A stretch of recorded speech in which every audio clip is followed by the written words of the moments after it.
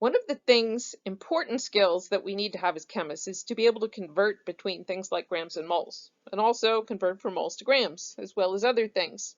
However, before we get there, it's good to review what we know so far, because we have important tools in order to be able to accomplish these kinds of calculations.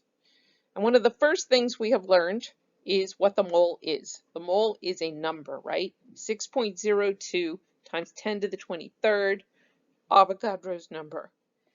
If we have a mole of a chemical substance, it means we have 6.02 times 10 to the 23rd atoms of that substance, or molecules of that substance, or ions of that substance. If we have a mole of carbon dioxide, we have 6.02 times 10 to the 23rd molecules of carbon dioxide. So that's one thing we know. Another thing we know is that we can look up the molar mass of any element on the periodic table. Carbon, common example, a mole of carbon weighs 12.01 grams. A mole of sulfur, 32.07 grams of sulfur per mole of sulfur, hence grams per mole, and so on and so forth. Finally, we know that we can calculate the molar mass of any compound using its chemical formula as a guide. So in the case of phosphine, why did I choose phosphine? Well, interestingly, phosphine has recently been in the news because evidence of its existence has been found on the planet Venus. Microbes produce phosphine. Some scientists are speculating that the phosphine on Venus is evidence of possible microbial life having existed on Venus, which is extremely cool and something that is going to be investigated much more in the near future. However, what do we want to do?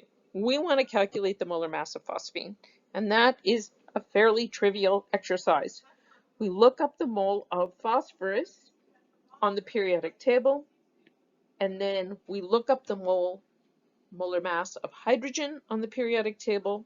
We recognize one phosphine, 3 hydrogens in this formula, so we take 30.97, we add it to 3 times 1.01, and we find out that the overall molar mass of phosphine is 34.0 grams per mole. Easy peasy. We can do this for any compound using the periodic table and the formula. So now we can deploy these weapons in order to do things like convert between grams and moles, and even in an additional step that we'll look at later, going from grams to moles to atoms. But let's focus for now simply on going from grams to moles. So let's say we start with some mass of potassium atoms, and we want to know how many moles of potassium atoms that is. Well, all we have to do in order to get from A to B is divide by the molar mass. Which molar mass? Well, not sulfur, right? Not oxygen. We need the molar mass of potassium, which we can look up on the periodic table. So let's take a look at an example. We have 4.7 grams of potassium here. Now divide by molar mass. Why are we saying divide here? Well, normally we define molar mass as grams per mole. Notice this is flipped. We have mole over gram. So this is basically dividing. However, what I think is perhaps even more important to recognize is this is a form of dimensional analysis, and we have to set up our molar mass conversion factor so that grams cancel and we are left with moles, which is exactly what we do here. Grams cancel out, we are left with moles of potassium. And it makes sense. 39.1 grams in 1 mole, we would expect 4.7 grams to be about 1/10 of a mole. Let's try this same exercise now for an actual compound, our friend water. if we were to calculate the molar mass of water, we would discover that it is 18.02 grams per mole. Now let's say we have 24.3 grams of water and we want to know how many moles that is. Well, we're going to set up something dead similar to what we see right here. We're going to say 24.3 gram of H2O times 1 mole H2O over 18.02 grams. And that's going to equal some number.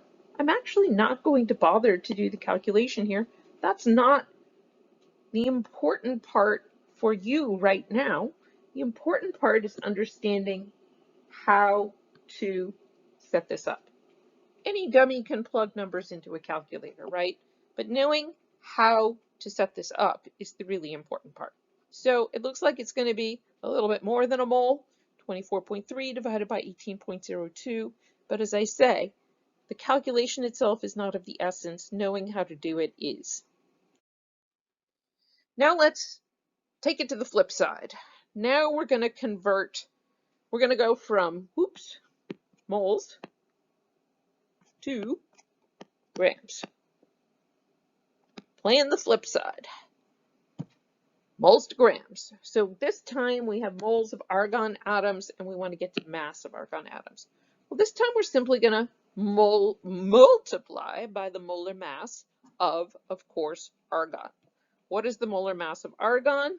It's 39.95 grams. So we're going to take some number that's given to us, fairly small amount, 9.2 times 10 to the negative 4 moles.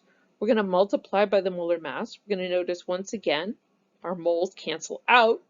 This time we have grams on the top, moles on the bottom, and we're going to get 0.037 grams of argon.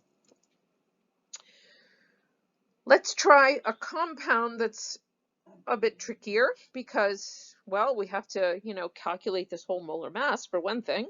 We have a lot of subscripts here. So if we put all our knowledge to work about how to calculate a molar mass, we will get 138.12 grams per mole. Now we need some amount of salicylic acid, which is, we have 0.802 moles, and we want to know how many grams is that? 0.802 mole C7H6O3 times what? 138.12 gram per mole. And again, we're going to get some number. Things cancel. Now, one thing I want to warn you about is it's pretty easy to write your conversion factor in the wrong way.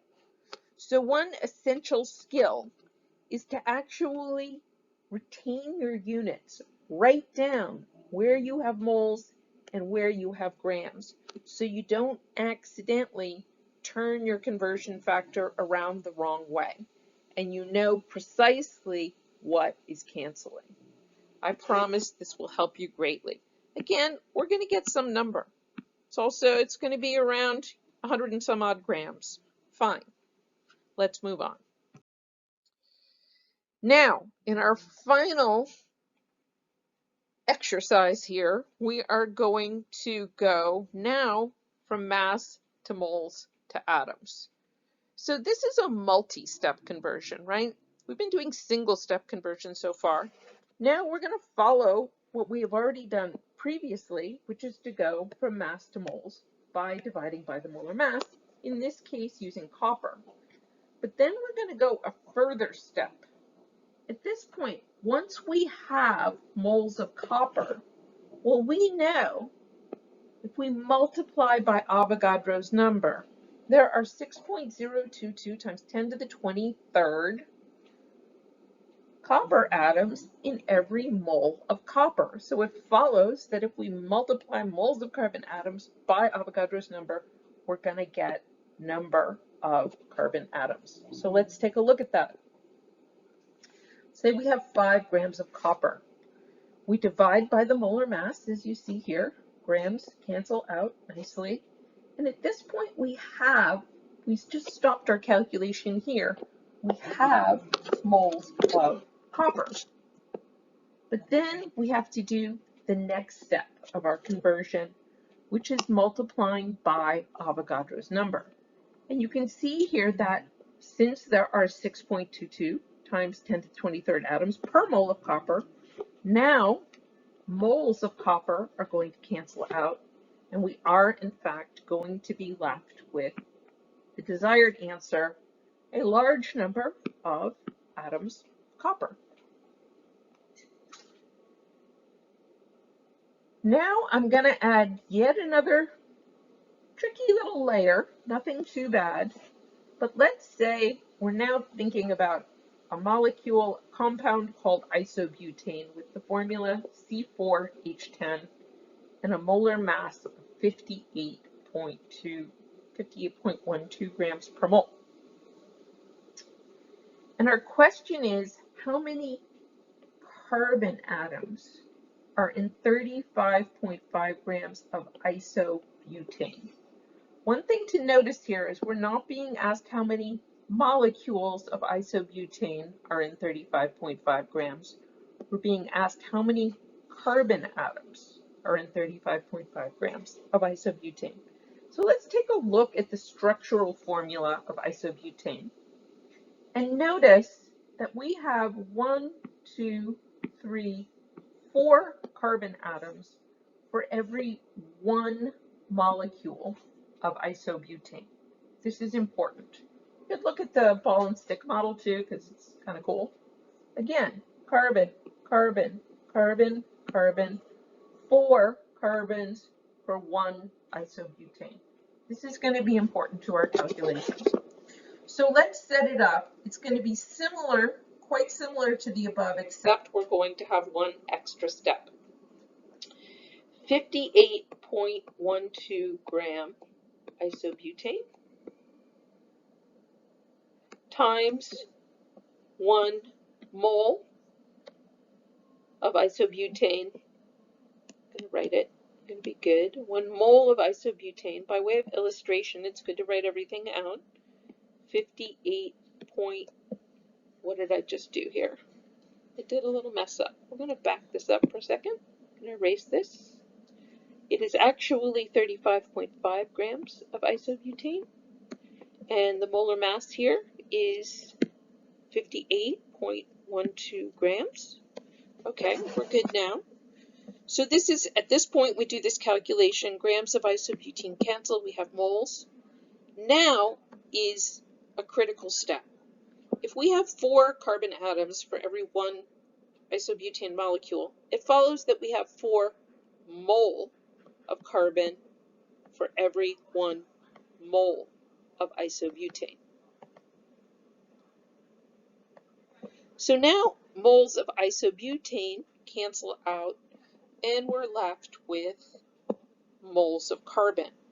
So now we just have one final step. 6.022 times 10 to the 23rd carbon atoms per mole of carbon. Now notice moles of carbon are going to cancel out and we're going to be left with an answer. Once again, you can plug these numbers into your calculator and see what you get. What I want you to focus on, however, is the strategy. Getting from A to B to C to D. This is what you really need to understand in order to do these problems effectively. And a lot of times students will get confused by this step. The fact that you have 4 carbons for every 1 isobutane. If you leave that calculation out, since you're being asked for carbon atoms, you would get the wrong answer. So pay attention to detail and go forth and practice, go forth and prosper, and then ace the exam.